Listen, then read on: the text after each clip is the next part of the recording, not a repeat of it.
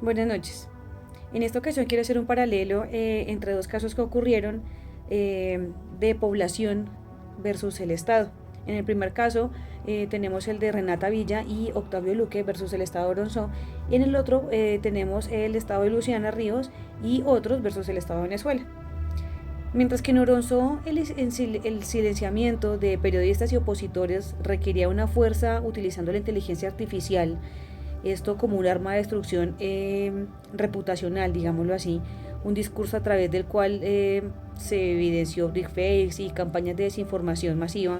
En el otro hablamos de Luciana, eso ocurrió más o menos en el 2009, y el análisis que hizo la Corte Internacional, la Corte Interamericana de Derechos Humanos, fue que se intentaba o se trató de un discurso hostil que generaba un entorno de violencia contra los comunicadores y contra toda la población que estudiaba, digámoslo así,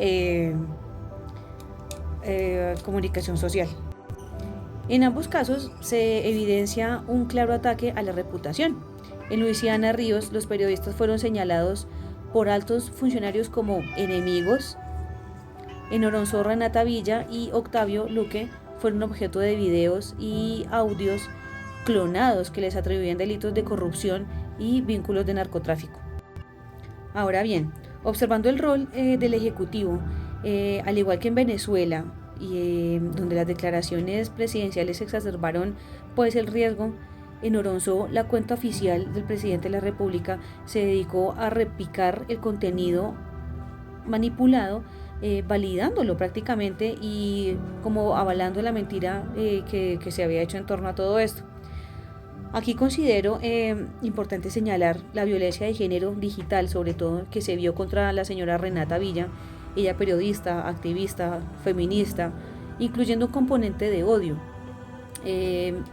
utilizado obviamente contra su identidad para desacreditarla prácticamente en su labor profesional. Ahora bien, el incumplimiento del deber de garantía que tenía el Estado lo desglosé en 3 puntos. Como primero tengo la omisión de investigación. En el caso de Luciana Ríos, por ejemplo, la falta de negligencia en las investigaciones fue clave. Oronzó repite este mismo patrón. La Fiscalía General archivó las denuncias alegando que el contenido de esto era un contenido satírico o de simplemente autoría difusa, ignorando claramente la trazabilidad técnica del software estatal. El segundo argumento que tengo es la libertad de expresión.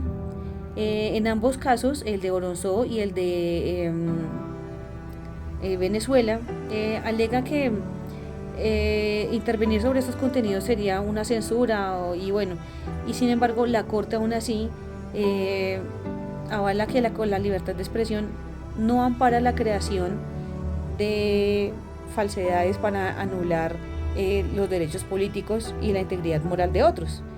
Y como tercer argumento tengo el impacto democrático. La desinformación claramente no solo afectó a las víctimas, sino que también alteró el resultado electoral. Digamos, en el caso de Oronzó, por ejemplo, el 25% de la población del oficialismo terminó votando de acuerdo a todas las decisiones que se tomaron debido a estas noticias falsas. Violaciones específicas en Oronzó, la integridad personal, esto viene emanado al artículo 5 de la Convención, la desinformación que escaló la violencia física real, los derechos políticos que los vemos contenidos en el artículo 23, la protección a la honra contenidos en el artículo 11 y demás artículos que también se vieron violentados, por ejemplo el ataque a Renata de acuerdo a la Convención de Belén do Pará y así sucesivamente. Acuerdo a la responsabilidad del Estado, la aquiescencia, tenemos que las víctimas señalaron que el software utilizado fue adquirido por el Estado y administrado por allegados al gobierno. Entonces en jerarquía constitucional, aunque Oronzó alega la falta de competencia, también su constitución en 2003 otorga la jerarquía y le da como esa garantía a los tratados de los derechos humanos. Ya de acuerdo al otro caso, al caso de Venezuela, tenemos o ya enfocamos la parte al artículo 13, que nos habla de la libertad de pensamiento y expresión. Esta fue la violación central, digámoslo así. La Corte determinó que las gestiones, los insultos y la obstrucción de la labor periodística no solo afectó a las víctimas, sino que de forma individual, sino que también se restringieron el flujo de información hacia la sociedad. También tenemos el artículo 5.1 que nos trata del derecho a la integridad personal debido a las agresiones físicas, a las amenazas, al hostigamiento constante.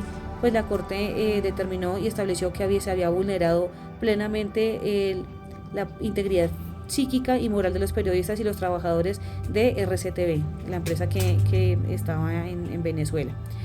La otra parte la vemos en la protección judicial, la vemos enfocada en el artículo 8.1 y 25.1. El Estado violó generalizadamente los artículos debido a la impunidad. La Corte encontró que no se realizaron investigaciones serias, ni diligentes, ni tampoco exhaustivas sobre los ataques. Las víctimas simplemente no tuvieron acceso a un recurso efectivo y para que los hubieran protegido, y sobre todo a ellos que eran todos periodistas. Del otro artículo tenemos la obligación de respetar derechos, el artículo 1.1. Esta es una violación transversal al no prevenir los ataques y no investigar adecuadamente. El Estado incumplió su obligación de garantizar el libre y el pleno acceso a todos los derechos mencionados. Entonces, así se determinó que se había violado este derecho. En conclusión, mientras que en Luciana Ríos el ataque era verbal y físico directo, en el caso de Oronzó el ataque fue, digámoslo así, de una manera más sofisticada, porque fue por medio de la inteligencia artificial, pero finalmente el resultado es el mismo: el silenciamiento de la disidencia y la erosión de la democracia finalmente sigue siendo la misma. Muchas gracias por su atención y feliz noche.